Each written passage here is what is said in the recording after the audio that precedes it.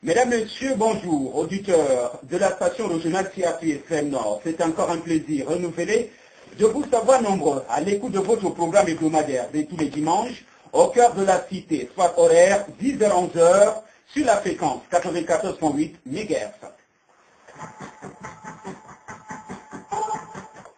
Au cœur de la cité, comme son nom l'indique, n'a pas changé de vision, encore moins de mission, à savoir passer sans complaisance au crible les problématiques majeures de la société avec autour de la table des spécialistes chevronnés et petites expériences avec en toile de fond des arguments massus pour un changement positif de comportement. Comme d'habitude, aucun sujet ne sera éludé, aucune sensibilité ne sera lésée, objectif éclairé, votre lanterne, chers auditeurs, pour la consolidation des valeurs républicaines et la mise en place d'une société où l'égalité, l'équité, la paix et le vivre ensemble constitueront les matrices d'un développement durable.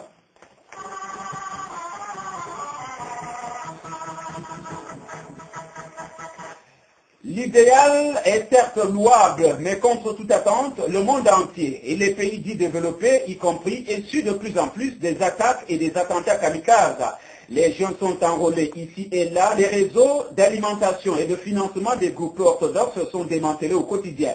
Il ne se passe plus un jour sans que le monde et les pays exposés n'expérimentent les actes du terrorisme, l'une des formes achevées d'une radicalisation poussée. Les pays de l'Afrique centrale, le Cameroun et contre toute attente, la région de l'extrême nord n'a pas été épargnée. Les conséquences ont même parfois atteint des proportions catastrophiques.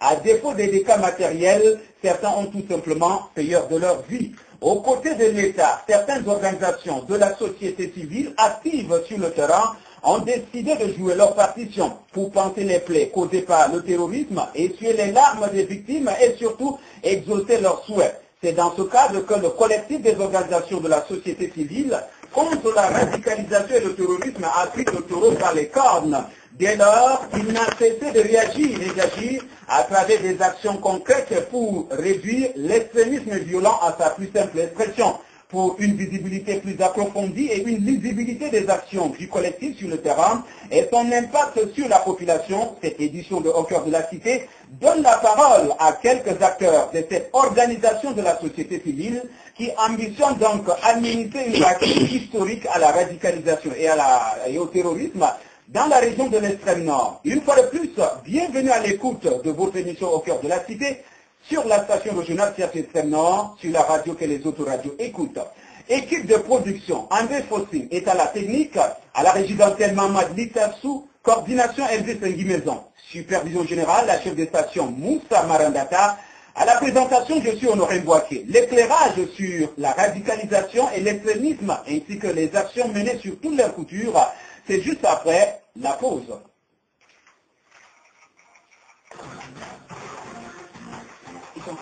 Je vous ai donné le papier. Hein? Je vous ai donné le papier.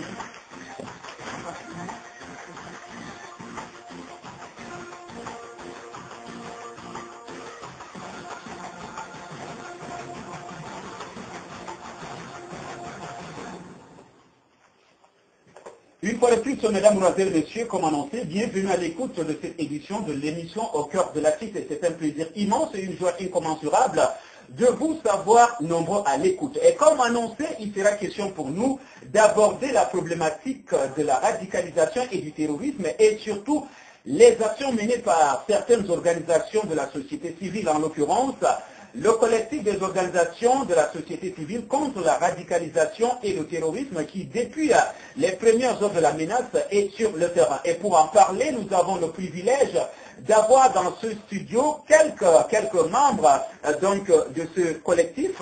En l'occurrence, Monsieur Togné Mathieu, vous êtes le vice-président du collectif. Bonjour et une fois de plus, merci d'accepter l'invitation de l'émission Au cœur de la cité. Merci beaucoup et bonjour. Nous avons également dans ce studio Adama Ilyassa, vous êtes accompagnateur psychologique et spirituel des soldats donc du BIR. Bonjour et une fois de plus, merci d'accepter l'invitation de l'émission Au cœur de la cité. Bonjour également. Nous avons également le révérend Nga Monique, épouse Mambou, accompagnatrice psychologique et spirituelle également des soldats du BIR. Bienvenue au cœur de l'émission Au cœur de la cité. Bonjour et merci.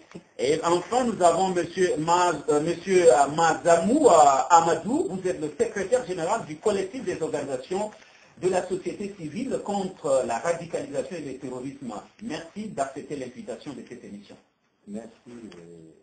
Bonjour à tout le monde. Alors, le panel est déjà au complet. Il y a également d'autres membres que nous aurons l'occasion de vous dire dans quelques instants pour, bien entendu, ensemble échanger autour de cette question cruciale qui concerne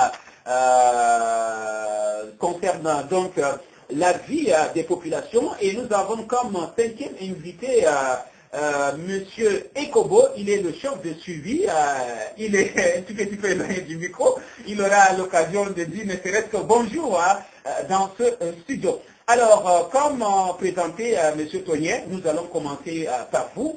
Nous avons parlé du collectif des organisations de la société civile contre la radicalisation et le terrorisme. Alors, comment est-ce que l'idée est née?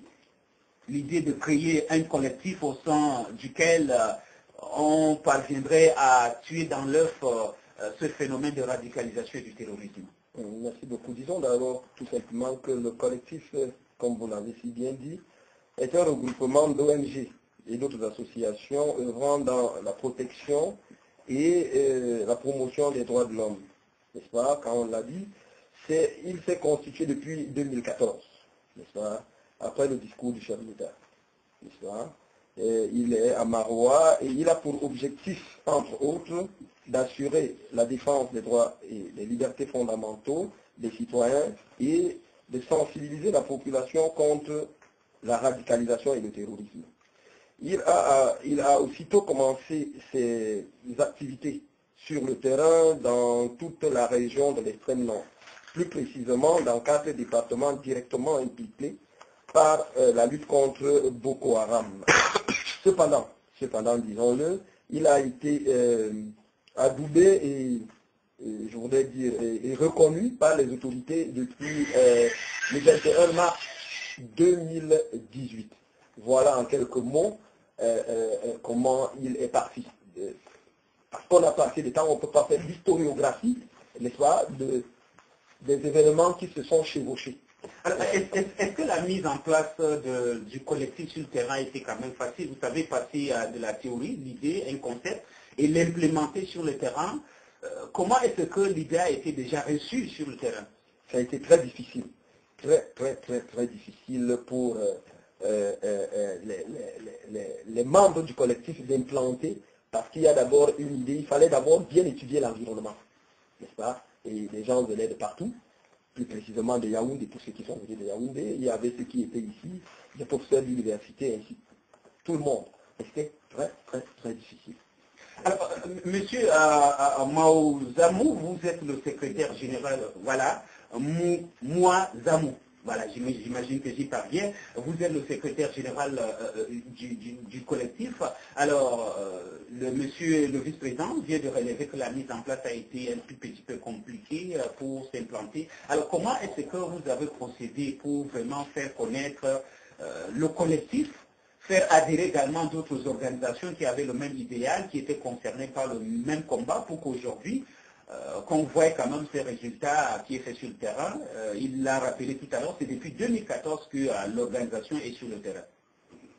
Bon, merci, mais je pense que vous savez quand même le contexte, parce que 2014, dans la région de l'extrême nord, c'était quand même une année aussi difficile, n'est-ce pas, en ce qui concerne le terrorisme.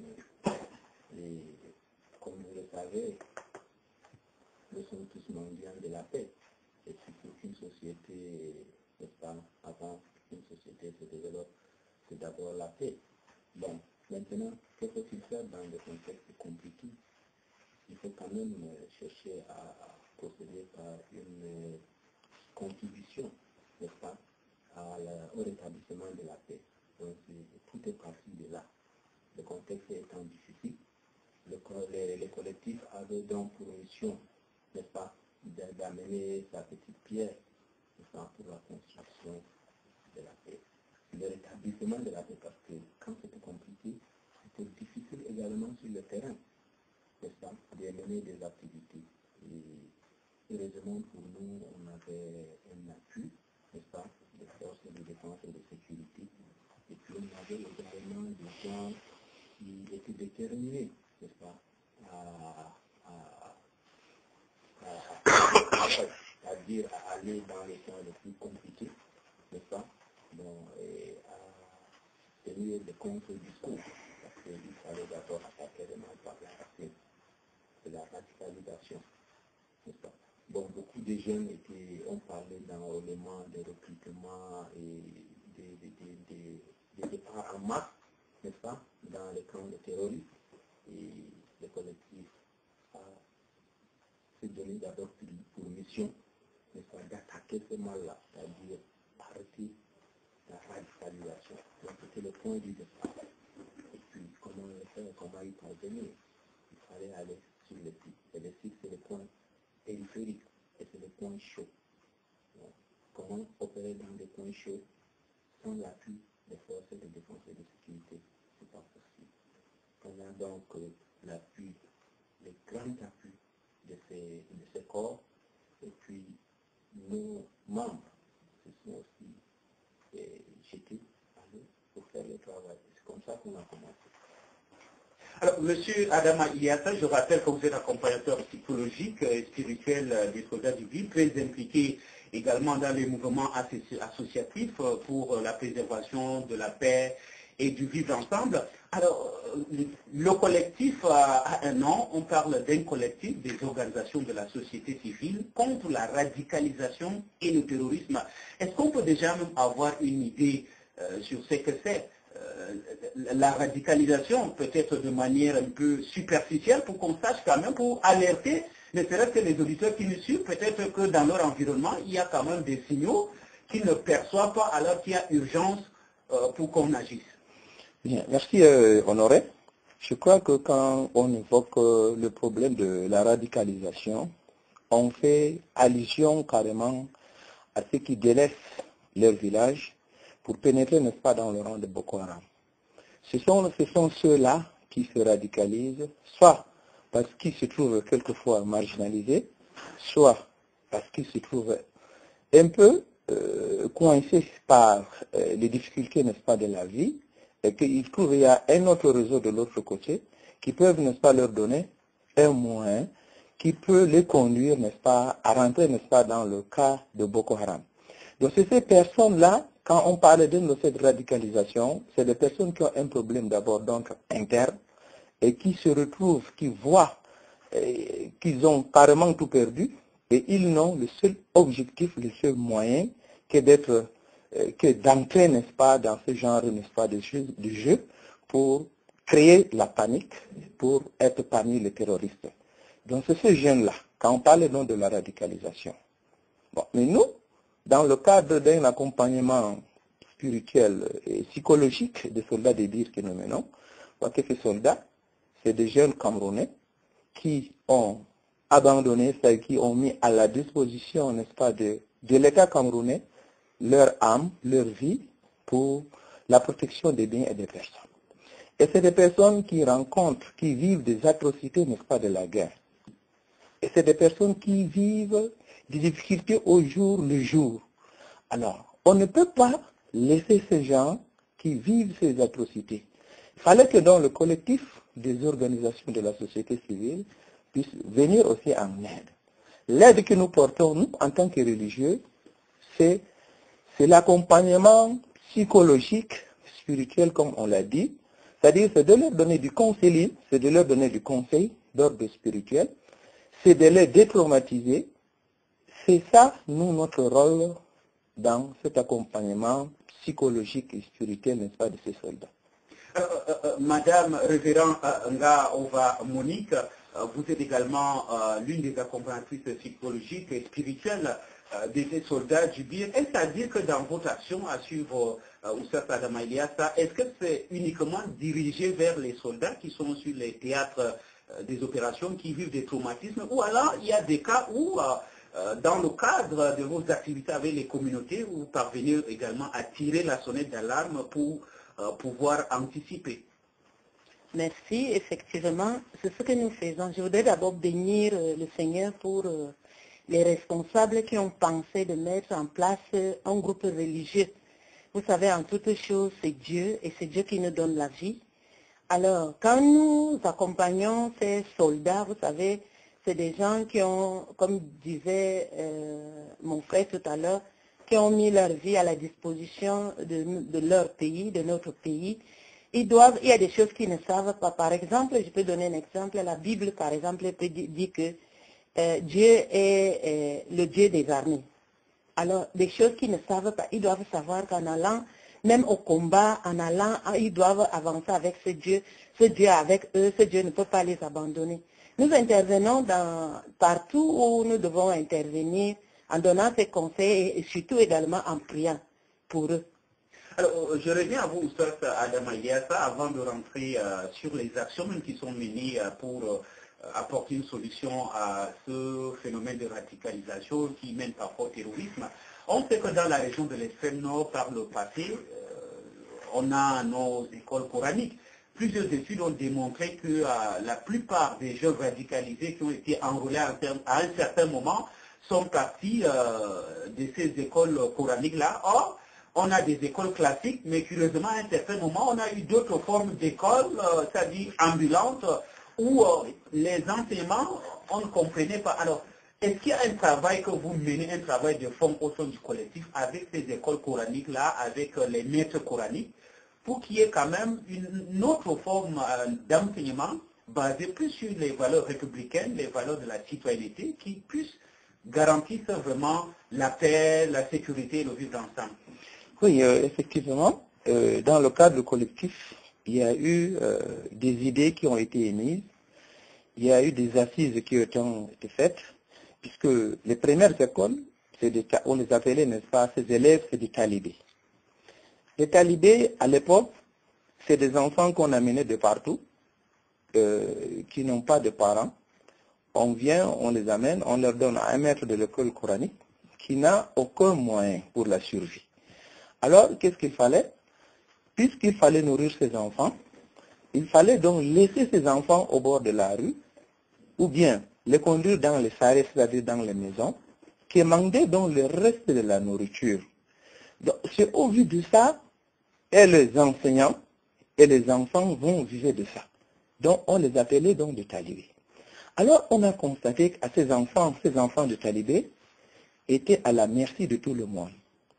Et ces enfants, que les entrepreneurs de désordre, de l'autre côté, dans les pays voisins, en profitaient donc de ces enfants qui étaient abandonnés à eux-mêmes, en profitaient donc pour faire, n'est-ce pas, leurs combattants. Mais dès qu'il y a eu une réflexion approfondie, actuellement, on est en train donc de réformer, n'est-ce pas, ces écoles. Non seulement que l'enfant qui fait l'école, le talibé, on est en train donc de le recenser, de voir s'il a un acte de naissance ou pas, et de l'inscrire, n'est-ce pas, dans une école scolaire. C'est-à-dire, on doit les amener soit à un jardin d'enfants, ou soit à une école primaire. Le travail est en train donc de mener. Et puis, on est en train aussi de recenser, n'est-ce pas, les sites, là où ces enfants ont des difficultés. Je crois que tout récemment, il y a eu donc des distributions des vivres, il y a eu des distributions des nappes, des bouilloires, il y a eu, n'est-ce pas, des hangars qui ont été faits pour pouvoir faciliter, n'est-ce pas, non seulement à ces enfants, mais à ces maîtres de l'école coranique. Et dans le jour à venir, il y a un projet qui est en vue, c'est-à-dire de les accompagner, les maîtres et même ces enfants, de manière psychologique et spirituelle, pour les désorienter, n'est-ce pas, de tout ce qui peut les conduire, n'est-ce pas, de l'autre côté, n'est-ce pas, du pays, c'est-à-dire à les amener, n'est-ce pas, à se radicaliser, ou bien à les amener, n'est-ce pas, à entrer, n'est-ce pas, dans ces actes de terrorisme.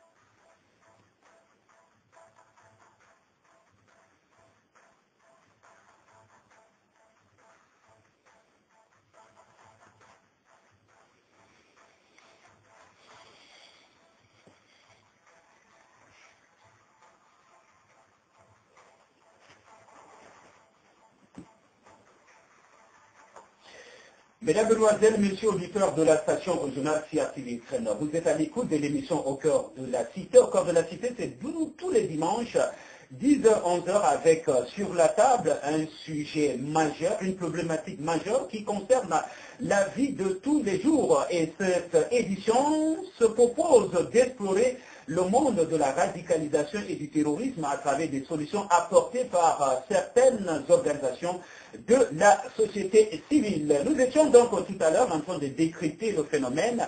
Alors, il y a de cela quelques années, avec ces problèmes du terrorisme dans le monde, l'ex-secrétaire général des Nations Unies disait, avec des missiles, on peut tuer les terroristes, mais avec la bonne gouvernance, on tue le terrorisme. Il y a également l'ex-président des États-Unis, Barack Obama, qui estime que pour faire tomber l'extrémisme, il faut gagner les cœurs et les esprits. Alors, ce qui m'amène comme ça à vous poser la question, M. Toigné, vous qui êtes le vice-président, c'est vrai, la radicalisation aujourd'hui est un phénomène connu, le terrorisme, nous vivons déjà les conséquences au quotidien, pas seulement au Cameroun, c'est le monde entier aujourd'hui qui essaye de concevoir une solution commune pour pouvoir bouter hors de la planète ce phénomène. Alors, un jeune radicalisé, c'est un fait. C'est vérifiable, c'est démontré, mais qu'est-ce qui pousse ces jeunes à se radicaliser? Est-ce que le collectif s'est intéressé un temps soit peu à ces aspects-là pour mieux agir? Selon les études, les recherches, quand vous les rencontrez, vous échangez, qu'est-ce qu'ils vous disent généralement, ces jeunes? Oui, tout simplement pour dire que le collectif, répondant à cette question, a essayé de mettre en place un plan d'action, n'est-ce pas, permettant tout au long de cette année de pouvoir, sur le plan de la bonne gouvernance, gérer cette jeunesse, n'est-ce pas. Ce plan d'action est articulé sur près de 6 à 7 points, notamment les objectifs spécifiques qu'on ne va pas vous dévoiler tout de suite, n'est-ce pas, avec des objectifs globaux. On a un certain nombre de résultats attendus, notamment ce que vous êtes en train de dire, c'est-à-dire de remettre le jeune au service de l'école, n'est-ce pas, de la bonne gouvernance, qu'il essaie d'être parmi nous, c'est-à-dire de vivre ensemble, n'est-ce pas. Et là-dessus, on a des activités à mener, un certain nombre d'activités qui ont presque démarré, comme disait l'imam tout à l'heure. Il y a aussi ce qu'on a appelé les résultats attendus, n'est-ce pas. Et de ce point de vue, on a élaboré un cadre logique, c'est-à-dire tout un plan, tout un cadre logique qui nous permettrait à long, à court et à moyen terme de savoir à chaque moment, après l'autocritique, de savoir si combien, avec des indicateurs précis, combien d'enfants on a récupéré. Et de ce point de vue, on a aussi élaboré ce qu'on a appelé un cadre opérationnel. Je crois depuis le 21, ou bien avant, le cadre opérationnel s'est mis en branle, notamment avec la remise des nattes et consorts. Et nous avons dit l'année prochaine, on va les inscrire à l'école, parce que l'école est un lieu de socialisation. Voilà en quelques mots, parce qu'on ne peut pas tout dévoiler tout de suite. Alors, monsieur Mouazamou Amadou, vous êtes le secrétaire général. Le vice-président a essayé tout à l'heure de présenter de manière globale les actions de la politique du collectif pour mieux contrecarrer la radicalisation et le terrorisme. Quand vous regardez vos documents, vous les parcourez, depuis que le collectif existe, quelles sont les actions concrètes que vous avez pu mener et que vous êtes sûr que cela a impacté, c'est-à-dire la vision des populations, que ce soit des jeunes qui ont été enrôlés ou alors ceux-là qui étaient tentés mais qui à un certain moment se sont ravisés parce que justement il y avait des solutions, il y avait une séance de sensibilisation, un recadrage sur le terrain. Bon, merci. Je pense que le collectif a mené beaucoup d'actions dans ce sens, notamment au début, quand c'était compliqué, on avait opté d'abord pour le contre-discours. Comment est-ce qu'on a opéré? Comment on a opérationnalisé ça sur le terrain? On a commencé par la conception et distribution de classes allant dans le sens des contre-discours qu'on a affichés partout dans la région de l'extérieur. Et puis, nous avons constaté que, après étude, nous avons constaté que dans beaucoup de secteurs, beaucoup de traces ont été utilisées par ces jeunes parce que c'est facile de savoir. Et puis nous savons quand même que quand ça les atteint, dans tous les cas, ça joue un peu dans leur tête. D'abord, nous sommes là, voilà, ils ont compris, on a commencé par là. Ensuite, on est allé dans les stations radio, FM, partout dans les secteurs. On a créé des émissions, des discours, des contre-discours par rapport au terrorisme. On s'est adressé à ces jeunes, on s'est adressé aux femmes, on s'est adressé même aux parents. Parce que la radicalisation, on a l'impression que c'est une question d'enfants. Non, c'est tout le monde. C'est des vieilles femmes, c'est des grands-pères, et puis c'est aussi des enfants. Mais toutes les idées sont maintenant orientées vers les enfants parce que c'est ce qu'on voit sur le terrain. C'est ce qu'on voit transformer en kamikaze le plus souvent. C'est pour ça qu'on parle de jeunes, on parle d'enfants, mais normalement c'est à tout âge. C'est pour ça que pour les atteindre, on passe par les médias, on passe par le discours, la descente sur le terrain, parce qu'on est allé, on a parcouru tous les villages chauds, tous les villages, n'est-ce pas, où il y avait même des affrontements directs. On a, avec l'appui de l'armée, bien sûr, on a eu à parler aux gens, à organiser des rencontres avec des jeunes, des femmes et des parents. Et à l'heure où on vous parle, on a trouvé des stratégies, comme venait de dire le président lui-même, que pour d'abord rassembler ces jeunes en divagation dans la ville des malades, dans les villes d'enseignement et dans les villages périphériques, nous avons trouvé que la meilleure idée, c'est d'abord de se concentrer sur les écoles coraniques et fréquentes les jeunes déplacés. Et c'est pour ça qu'on a identifié des sites où il y a ces écoles et on s'est engagé à améliorer les conditions d'existence de ces enfants, les conditions de travail, et on a engagé nos religieux à superviser, à suivre l'évolution de l'apprentissage dans ces écoles pour qu'il n'y ait pas encore d'autres discours déviants. Donc c'est dans ce sens que nous pensons que nos actions sont bien reçues parce qu'on collabore avec ces gens, avec les représentants de ces communautés déplacées, avec les enseignants de ces écoles, puisqu'ils collaborent avec nos religieux superviseurs. Vous voyez un peu. Maintenant, à l'heure où on vous parle, je pense qu'on est à plus d'un millier d'enfants que nous contrôlons. Alors, révérend Anga Ova Monique, à un certain moment, les terroristes ont voulu jouer sur la fibre religieuse, profitant de la fragilité de la fibre patriotique. À un certain moment, un manque de réarmement moral. Alors, vous qui êtes accompagnatrice psychologique et même spirituelle, dans ce contexte, qu'est-ce que vous dites concrètement aux communautés lorsque vous les rencontrez? Vous savez, une personne radicale est une personne malade. C'est la première des choses que nous devons savoir. Une personne radicale est une personne malade parce qu'elle est seulement conduite par des émotions ou bien par des individus qui lui disaient des choses qui ne sont pas bien pour son pays, qui devient même une arme contre son propre pays.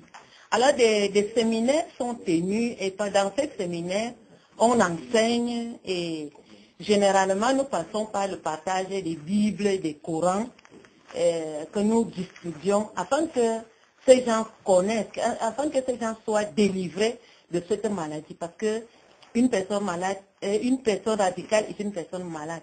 Vous savez, ce que le collectif fait, c'est davantage d'apporter ce vivre ensemble.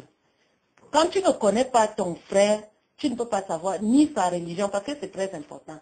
Vous voyez, par exemple, l'islam est doigté comme si c'était des terroristes. Non, c'est pas l'islam. Alors, quand on n'est pas enseigné, quand on n'est pas instruit, on globalise des choses et on jette ça pour essayer de faire monter les tensions pour que peut-être le chrétien ou le religieux, le chrétien peut-être voit mal le musulman, alors que ce n'est pas ça. Mais il y a aussi eu des cas où des personnes qui n'ont pas pris comme prétexte la religion, qui sont élevées, bien portantes, mais parce que séduits par un discours vraiment très extrême, se sont retrouvés dans ce groupe. Est-ce que la thérapie est la même lorsque vous les rencontrez? C'est vrai que c'est des cas minoritaires, mais il y en a quand même, c'est pas toujours, par exemple, c'est des personnes frustrées qui vont dire que, bon, le gouvernement ne fait rien pour nous, j'ai fait l'école, et certaines conditions, une fois réunies, la personne devient une proie facile, sans passer par la religion, et peut facilement se retrouver dans des groupes peu recommandables. En tant qu'accompagnatrice spirituelle, je voudrais vous dire que ceux-là qui sont aisés et qui se trouvent dans ce genre de choses, vous savez, nous connaissons que Satan également est sur cette terre pour apporter les troubles. Ils sont seulement sous le pouvoir du malin qui les amène, malgré tout ce qu'ils possèdent. Et il les suscite pour apporter les troubles au milieu, pour que les hommes ne vivent pas en paix. Parlant de notre pays, que notre pays ne soit pas en paix, ils suscitent donc ce genre de personnes. Parce qu'ils sont aisés, ils veulent quoi? Ils veulent boire le sang, ils veulent voir le sang couler. Donc, Satan les utilise comme ça pour semer la panique, pour semer la désolation. Alors, Oustaz Adama Ilyassa, pour le cas des écoles coraniques, j'insiste là-dessus parce qu'il y a un travail qui s'est fait là, pas seulement par le collectif, mais par plusieurs organisations. On s'est rendu compte que dans certains cas, c'est les enseignements même originels, par exemple du Coran, qui ont été biaisés, qui n'ont pas été interprétés dans le bon sens. Alors, est-ce qu'il n'y a pas lieu à un moment ou à un autre d'adopter une nouvelle méthodologie, c'est-à-dire désormais, au-delà des enseignements purement religieux, enseigner par exemple les valeurs républicaines, la morale, qu'est-ce que la patrie, qu'est-ce qu'un bon citoyen, par exemple être bon citoyen c'est quoi, c'est avoir ses papiers, etc. Est-ce qu'il ne faudrait pas désormais allier également ces aspects-là dans les écoles coraniques, dans leur ensemble, mais surtout lesquels avec vous travaillez désormais? Bien, merci Honoré. Je crois que bien dans l'islam, c'est l'utilisation de la personne elle-même de cette religion. Je crois qu'il y a des personnes qui profitent, n'est-ce pas, des textes coraniques, qu'ils utilisent de leur manière et de leur façon de comprendre, pour pouvoir atteindre leurs objectifs. Ils utilisent bien sûr des textes, des versets coraniques, pour dire si j'agis, c'est en fonction donc de ce verset, il utilise donc de sa manière. Il y en a plein de gens qui le font. Alors, mais dans le sens général, l'islam n'a jamais prêché, l'islam n'a jamais recommandé, n'est-ce pas, à une tierce personne, n'est-ce pas, de faire du mal, en aucun jour, en aucun cas aussi. Mais s'il y a certains qui utilisent ce mal à travers, n'est-ce pas, la religion, à travers l'islam, ce ne le regarde qu'eux-mêmes, mais ça ne regarde pas, n'est-ce pas, l'islam. Bon, bien sûr, il y en a certains qui sont radicalisés, tout simplement parce que ils ont suivi une certaine étude dans certains lieux, dans certaines écoles, qui les ont radicalisés, qui leur dit que tout ce que les ancêtres faisaient dans l'islam, ce n'était pas conforme. Alors, qu'est-ce qu'il faut? Il faut absolument changer. Et changer de manière brutale. Par exemple, on peut prendre un exemple, par exemple, la lecture des versets coraniques, des sourates. Il y a la lecture des sourates, il y a la lecture par le tajwid. Le tajwid, c'est, à l'époque, on n'utilisait pas, c'est rare de nos marabouts, c'est-à-dire de nos enseignants qui lisaient, n'est-ce pas, le Coran dans le cas du tajwid. Alors, mais ceux qui ont reçu un certain bagage intellectuel, quand vous lisez actuellement le Coran, sans toutefois utiliser dans le tajwid, c'est-à-dire ce que vous faites, c'est anormal, c'est contre l'islam. Et vous êtes une personne donc à combattre. Alors ça, c'est des mentalités qui ont été innovées. Alors, mais nous, dans le cas du collectif, on n'a pas laissé tout ça. Comme venait de dire le vice-président, on est en train de procéder à un redressement, c'est-à-dire à faire des accompagnements psychologiques, même de ces écoles, des enfants, n'est-ce pas, de l'école coranique, et même des enseignants de l'école coranique. Nous allons faire, n'est-ce pas, de forats. Nous allons inviter, n'est-ce pas, ces enseignants de l'école coranique, ceux qui tiennent, n'est-ce pas, des discours radicaux, pouvoir leur dire, leur faire comprendre que ce n'est pas ça l'idéal. L'idéal, c'est d'être modéré, c'est d'aller selon les normes, selon la loi islamique, selon, n'est-ce pas, les règles étatiques, et pour qu'il y ait une vie d'ensemble, pour qu'il y ait une cohésion sociale. Monsieur Tognet, monsieur Ilias vient de dire, il a parlé de l'état de travail avec l'État. Est-ce que quelque part, il n'y a pas également eu un vide dans la création de ces écoles coraniques? Parce que jusqu'à l'heure actuelle, il n'y a pas, c'est-à-dire une règle, une loi qui réglemente ces secteurs. C'est-à-dire c'est quelqu'un qui s'élève dans un quartier, d'habitude connu, c'est 2 ou 3 enfants qu'on amène, et puis subitement l'effectif gonfle, et puis d'autres enfants viennent ailleurs, et c'est déjà une école coranique. Est-ce que vous qui êtes au sein du collectif, au-delà des propositions concrètes que vous avez sur le terrain, il ne vous revient pas également de faire des propositions, parce que au sein du collectif, il y a quand même des têtes pensantes qui peuvent vous proposer des stratégies, des solutions visant donc à réglementer ce secteur pour qu'il y ait un encadrement pas seulement juridique, mais aussi un encadrement étatique. Oui, merci. Le point fondamental ici, c'était d'abord de sensibiliser ceux-là qui ont ces écoles coraniques, d'abord. C'est-à-dire de vivre le contexte, parce que scientifiquement parlant, il faut vivre une expérience avant de proposer des solutions. De ce point de vue, on vient de vivre des expériences et nous sommes en train d'attirer l'attention à partir de notre stratégie du gouvernement à focaliser son attention sur ce type d'école, n'est-ce pas? Parce que le collectif déjà, depuis 2014, a fait des différentes dans les écoles telles que les lycées, on a même fait des dons dans beaucoup de lycées, on a attiré l'attention, on a enseigné aux jeunes lycéens comment un kamikaze peut agir, n'est-ce pas? Ça c'était de notre point de vue. Et on s'est rendu compte après que les écoles coraniques, on peut les réglementer. N'est-ce pas? C'est ce que nous sommes en train de faire. C'est pourquoi je vous ai dit tantôt, on a un plan d'action.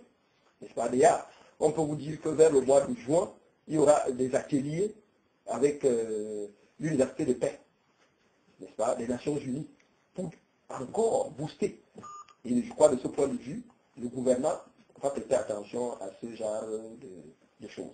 Alors, monsieur le secrétaire général, nous parlons de la radicalisation, nous parlons de la sensibilisation. Jusque-là, c'est un travail qui est fait sur le plan spirituel, mais l'une des causes également de ce phénomène de la radicalisation qui pousse parfois au terrorisme, c'est aussi des problèmes d'ordre structurel, c'est-à-dire c'est le manque d'emploi, le manque de perspective, c'est des jeunes qui à un certain moment n'ont personne vers qui se tourner, n'ont aucune activité concrète puisque n'ayant pas une formation professionnelle. Est-ce que le collectif n'ambitionne pas également agir, peut-être au-delà de donner du poisson à ces enfants, leur apprendre à pêcher avec, bien sûr, un encadrement? Est-ce qu'il y a des projets concrets allant dans ce sens que vous avez déjà eu à imaginer pour permettre à certains jeunes vraiment de se sédentariser et de comprendre qu'ils ont vraiment des associations, la société civile, et même l'État qui est de tout cœur avec eux? C'est vraiment toute la question.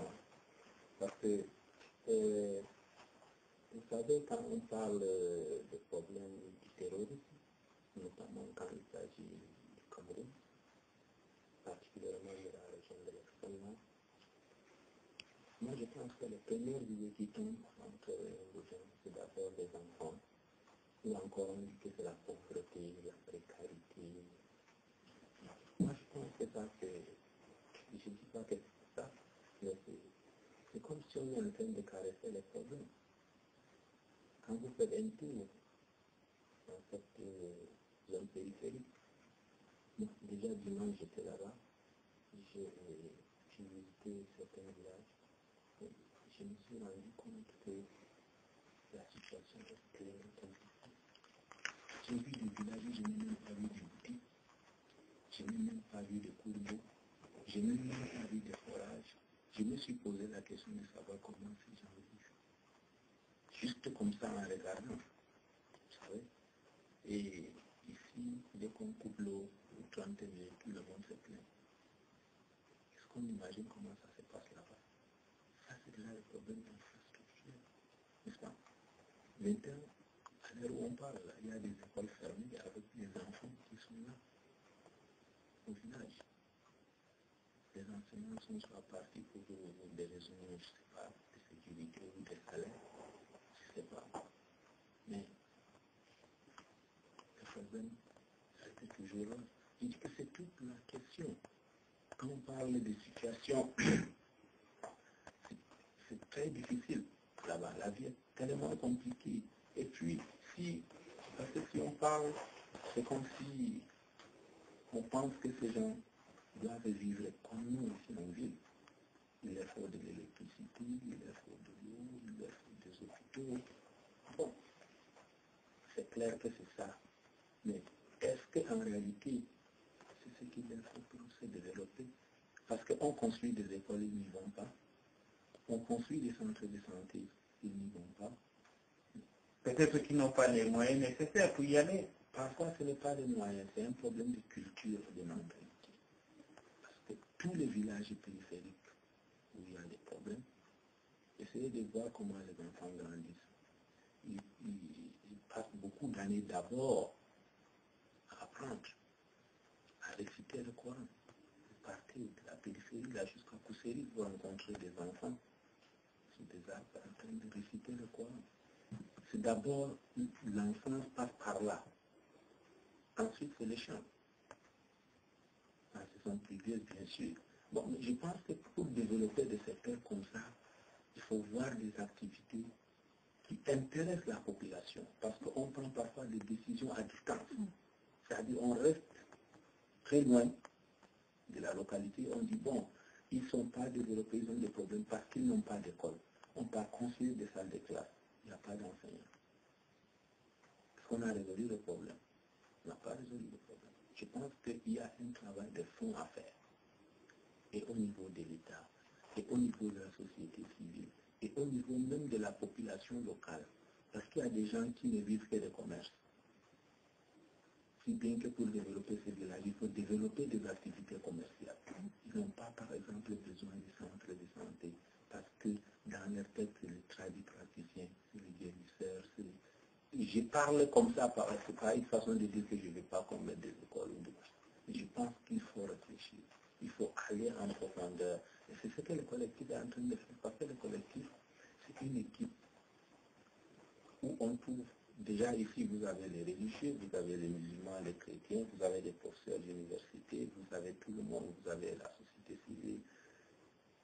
Au sein du collectif, on a des disciplines de tout genre. Nous avons des sociologues, des psychologues, des philosophes, des mathématiciens, des instituteurs. C'est vraiment un collectif dont la réflexion se mène en profondeur. Révérend Ngaova Monique, le diagnostic est clair, c'est des personnes, parfois quand bien même il y a des structures de base pour leur permettre d'avoir une éducation fiable, n'y vont pas, on se rend compte que c'est un problème culturel, c'est un problème d'éducation, mais curieusement on se rend quand même compte que c'est des personnes qui fréquentent les églises, qui fréquentent aussi les mosquées. Est-ce que pour vous qui êtes des hommes et des femmes engagés pour la cause religieuse, ce n'est pas l'occasion également de proposer des conseils par rapport à ce constat-là pour qu'ils s'intéressent davantage à ces domaines-là, l'école, la santé et bien d'autres domaines? Est-ce que vous leur dites ça? Je prends un exemple parce qu'il y a des cultes, il y a des prières. Est-ce que de telles séances ne sont pas propices pour passer ce message, commencer déjà la sensibilisation au-delà de ce que la société civile va faire et l'État et peut-être les partenaires au développement? Merci, cela est vrai. Mais je voudrais vous dire, Monsieur Honoré, que le monde n'est pas vraiment tel que vous voyez. En tant que religieux, je voudrais vous dire qu'il y a Dieu, il y a Satan. Vous pouvez voir un être humain qui est devant vous à l'intérieur, parce que nous travaillons pour d'abord changer l'intérieur de la personne. Si cette personne n'est pas changée à l'intérieur, vous pouvez parler devant la personne. Je vais vous donner l'exemple d'un élève qui dit à son maître qui lui demande de se mettre à genoux, et il le force en le tapant. Il répond au maître que même si je suis à genoux, je ne suis pas à genoux. Vous voyez, vous pouvez prodiguer ces conseils. À partir du moment où la personne a une autre idée, une autre pensée, ou bien un autre chef, parce que je parle ici en tant que, si on peut dire deux chefs, il y a Dieu et il y a Satan. Quand il est sous l'emprise de l'ennemi, quel que soit tout ce qu'il peut lui dire, soit il entend ça autrement. Ces conseils sont prodigués et des prières sont même faites. Mais davantage, je crois que nous devons davantage accentuer les prières parce que Dieu est tout puissant pour pouvoir d'abord travailler l'intérieur de la personne. Parce que quand l'intérieur est changé, vous dites le reste va tout seul, l'intérieur. Et c'est pour cela que les coutumes, nous devons être à même de connaître quelles coutumes même, parce que il y a des coutumes que Dieu ne veut pas, qui ne sont pas de Dieu. Vous voyez, quand quelqu'un est sous ce genre de choses-là, la religion n'est qu'une huile qu'on met sur la peau, ça ne change à rien. Alors, Oustaz Adama, il y a ça, la religion, et là, la religion a des valeurs qu'elle prodigue depuis des siècles et des siècles, comme parle de l'islam ou du christianisme. Est-ce qu'il n'est pas aussi louable qu'après une séance de prière, qu'un imam s'asseye pour essayer quand même de prodiguer des conseils, pas purement religieux, mais par rapport à certains manquements qu'il a observés autour de lui, pour attirer l'attention soit des parents, soit des jeunes qui commencent à se fidéliser à la prière, pour qu'il y ait quand même une certaine révolution au niveau des mentalités, parce que c'est dans les détails que la radicalisation, tout ce phénomène que nous décrivons aujourd'hui, commence. On néglige, on est surpris un jour de voir les conséquences. C'est le même garçon qui était hier à la mosquée qui revient avec le couteau pour, par exemple, ôter la vie à ses parents, à ses proches, au nom de la même religion qu'on lui a enfermé, un peu dévoyé. Est-ce qu'il ne faut pas également cette sensibilisation? Oui, merci Honoré. Cette sensibilisation, elle est là. Et c'est là même l'objectif, c'est-à-dire de notre travail, n'est-ce pas, dans le cadre collectif.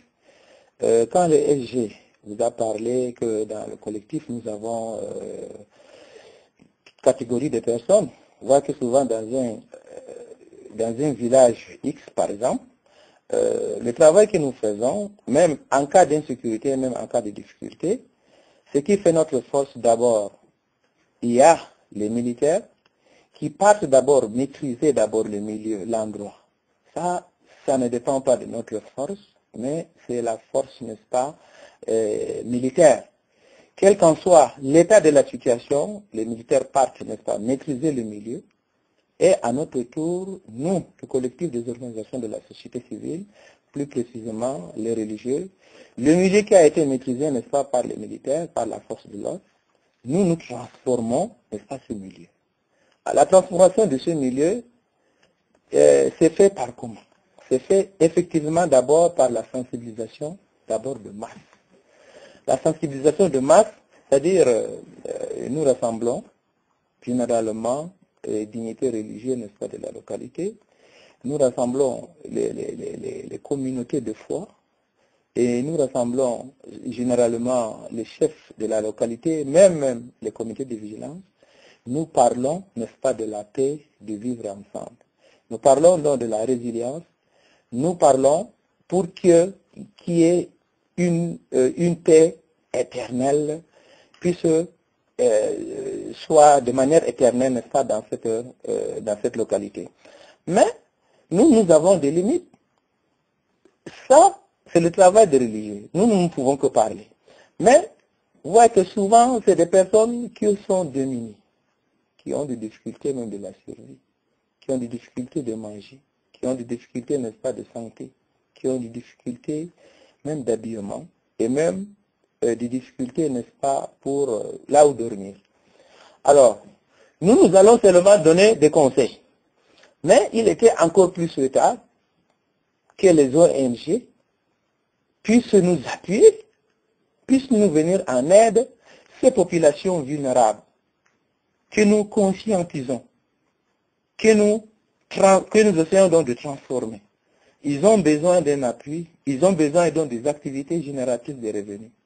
Mais s'il n'y a pas ces activités, nous allons beau parler, ils vont nous écouter à temps, et dès que nous repartons, la situation va revenir ensemble.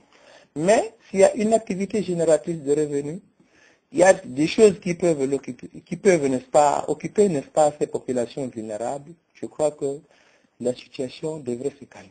Mais est-ce que le collectif ne peut pas, dans la mesure du possible, susciter également l'adhésion de certaines organisations de la société civile et même d'autres partenaires au développement qui, puisque vous avez déjà constaté le problème, vous savez déjà où se situe le dysfonctionnement, est-ce que le collectif n'a pas également des intelligences nécessaires pour pouvoir susciter l'engouement auprès d'autres organisations pour résoudre parfois ces problèmes ponctuels?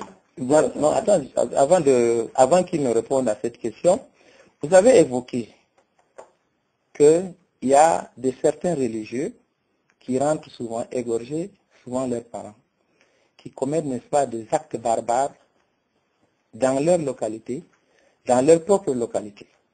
Bon, là, ce que je voulais peut-être un peu vous expliquer à ce sujet, c'est que ces gens qui sont recrutés dans le camp de Boko Haram, c'est des gens qu'on appelle généralement des héros.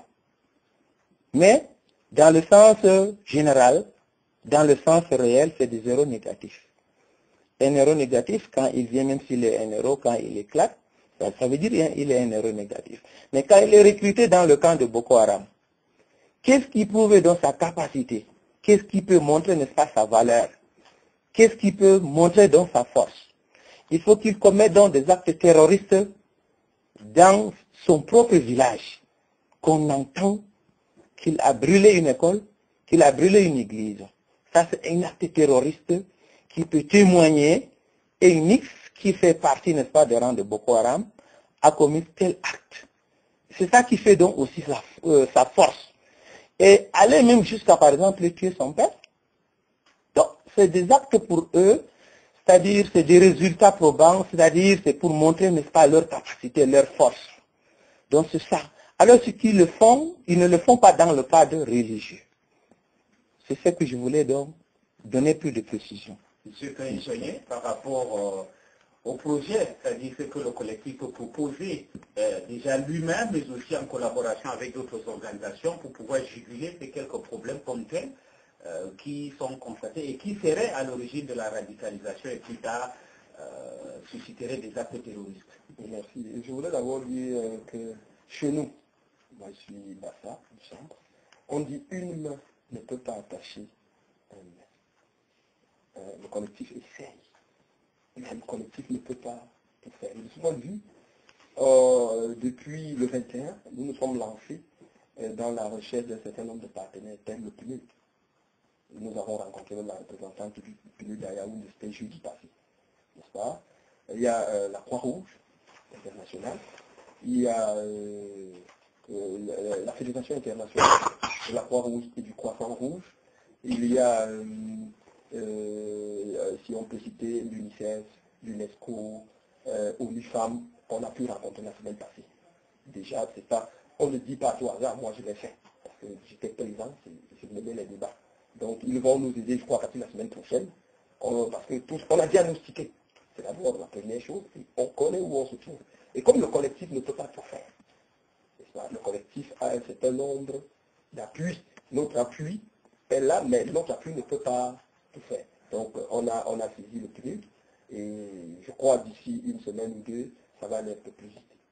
Alors nous sommes déjà presque arrivés au terme de cette édition de l'émission Au cœur de la cité, consacrée donc aux activités menées par le collectif des organisations de la société civile contre la radicalisation et le terrorisme. On va faire un dernier tour de table en commençant par le secrétaire général. Alors, monsieur le secrétaire général, le problème est là, les faits sont là, le constat a été fait, vos différentes défenses sur le terrain. Pour que les actions du collectif soient efficaces, sur quel levier il faudrait désormais agir, ne serait-ce qu'au niveau du collectif, en attendant, bien entendu, l'apport d'autres organisations qui sont intéressées par le même combat que vous. À l'immédiat, je voudrais parler des perspectives. Bon, à l'immédiat, je vous ai dit que maintenant, on a commencé par identifier le site de recrutement des enfants en divagation. Et ça, c'est déjà effectif. Ensuite, nous sommes en parfaite collaboration avec beaucoup de comités de vigilance des villages périphériques, n'est-ce pas, et auxquels nous apportons beaucoup d'appui en capacité, n'est-ce pas, l'assistance matérielle, donc afin qu'ils puissent ne serait-ce que travailler dans des conditions que vous pouvez imaginer, parce qu'ils sont au devant de la scène, et puis ils ne sont pas très équipés, et puis il faut les surveiller, il faut leur donner aussi le matériel, c'est ce que nous faisons. Et en outre, comme il vous a dit, nous sommes en train de rentrer en contact avec beaucoup d'associations et d'ONG pour faire un travail en synergie. Et je pense que d'ici peu, beaucoup de choses vont réussir, et que nous parviendrons aussi à stabiliser les villages et à développer les vivre ensemble. Révérend Anga Monique, alors un dernier mot par rapport au travail psychologique et même spirituel qu'il faudrait mener, non seulement pour les soldats du dire, mais aussi pour les communiqués qui sont victimes et qui sont parfois tentés par cette mauvaise aventure. Nous continuons à prier parce que c'est vraiment notre base, notre force, parce que nous connaissons qu'avec Dieu nous pouvons réussir. Nous continuons à prier tout ce qui a été cité, tout ce qui est fait, afin que c'est Dieu qui dirige toutes ces choses et que la paix demeure dans notre pays. Alors, Oustaz Adama Ilyassa? Oui, je dirais d'abord bravo à tout ce que le collectif a fait. C'est vrai qu'il y a eu beaucoup de travail qui a été fait et il reste encore beaucoup de travail à faire. Alors ça interpelle, n'est-ce pas, tous les membres du collectif. Et que nous faisons appel sur ce studio à toutes les organisations internationales, c'est-à-dire de vouloir mettre main, c'est-à-dire porter main, c'est-à-dire nous aider dans le cadre du collectif pour que nos objectifs soient atteints. Et vous, à la CRTV, vous faites membre du collectif, mais je crois que vos actions doivent quand même être palpables. Vous ne devrez pas être toujours, c'est quand on va vous chercher par la torche qu'on pourra trouver, parce que vous êtes dans l'emblème du collectif et on vous verra dans le collectif. C'est ce que nous sommes en train de faire en Voilà, ok, merci beaucoup. Alors, monsieur le vice-président, monsieur Tony Mathieu, vous êtes le vice-président du collectif. En quelques mots, pour conclure. Non, je dirais tout simplement que nous allons continuer de compter sur les chefs traditionnels, les sultans, qui nous ont toujours aidés depuis un bon bout de temps, et les forces de l'ordre également qui nous soutiennent. Merci à vous. Je rappelle que cette édition de l'émission Au cœur de la cité portait sur les activités du collectif des organisations de la société civile contre la radicalisation et le terrorisme. Il y avait donc autour de la table le révérend Anga Monique, elle est accompagnatrice psychologique et spirituelle des soldats du dire, tout comme M. Adama Ilyassa, M. Tony Mathieu, Guy, lui il est le vice-président du collectif, et M. Mouazamou, qui est donc Mouazamou Amadou, autant pour moi, qui est le secrétaire général du collectif. Les débats ont été donc supervisés par M. Ekobo, qui est donc chef du site. Nous disons merci. Merci également André Potrine à la technique, Mohamed Likasso à la régie d'antenne, coordination Elvis Guimaison, supervision générale, la chef de station, CRTV Extrême. Je suis Honoré Boaké à la présentation. Bon dimanche et à dimanche prochain.